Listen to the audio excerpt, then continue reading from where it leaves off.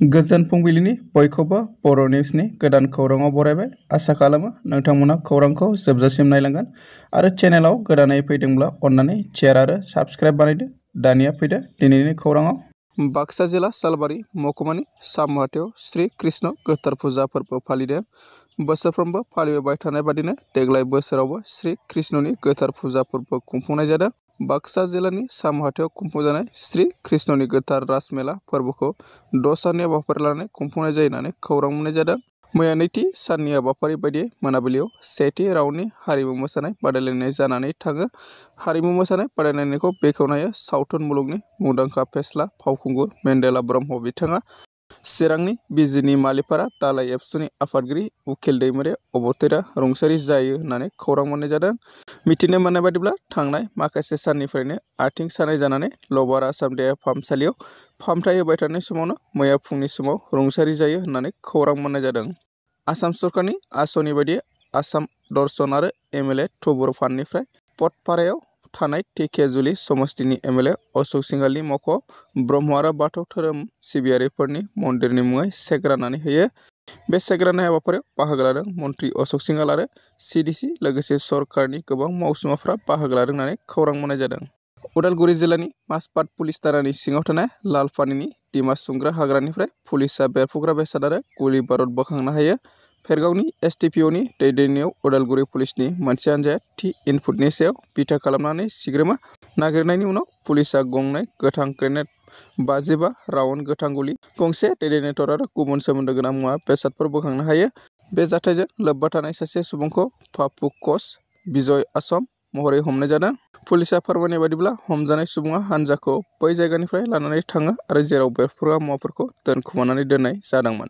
कार्बि आंलं जिल्लानि फारखोमा मेसपारा गामिनि 35 बोसोर बैसोनि बैरौला मेस मुंनि सासे लाइमोना बृहस्पतिबारखालि फुंनि 6 रिंगायाव काथियाथलि सारियालिनिफ्राय कसारिरि गामि फारसे थांबाय थानायाव समावनो गोमाना दङ। सुलुंनिफ्राय मिथिनो मोननाय बादिब्ला थांनाय बुधबारखालि बिथाङा देहायारि लोमजानायनि थाखाय मोजां फाहामथाय लानो थाखाय कार्बि आंलंनि फारखोमा मेसपारा गामिनि गावनि न'निफ्राय काछारी काथियाथलि सारियालियाव थांनाय गावनि बिब'नाव थांदोंमोन। नाथाय फुंनि 5 रिंगायाव बियो बिब'नि न'निफ्राय सासे हिन्जावनि साइकेलजों ओंखारलांदोंमोन आरो दासिमबो फैफिनाखै, जायनि जाहोनाव न'खरनि सुबुंफोरनि गेजेराव गिखांनाय आरो दुखुनि थासारि सोमजिदों। न'खरनि सुबुंफोरा जायगानि पुलिस थानायाव खौरां हरनानै जेरावबो नागिरगासिनो दंब्लाबो दासिमबो जेबो खौरां मोननाय जायाखै, जायनि जाहोनाव न'खरा जोबोद दुखुआव गोग्लैदों। बरला मेगनि फंबाय बाबुल बुलु मेसआ खावलायहरदोंदि जुदि सोरबाफोर गोसोम पेन्ट आरो खावसे टि-सार्ट गाननाय सुबुंखौ मोनो अब्ला थाबैनो जायगानि पुलिस थानायाव एबा मबाइल नाम्बार 9101903444 आव जगाजग खालामनानै खोन्थाहरनो थाखाय खावलायदों। न'खरनि सुबुंफोरा जनायाव दुथांफोरा थैनाय मैदेरनि हाथाइखौ दानख'ना लांदों होननानै मिथिना मोननाय जादों। जनानि बगेरगुरि फोथारनि गुदु हाग्रा गेजेराव मासे गोथै हाग्रानि मैदेरखौ नुनो मोन्दोंमोन।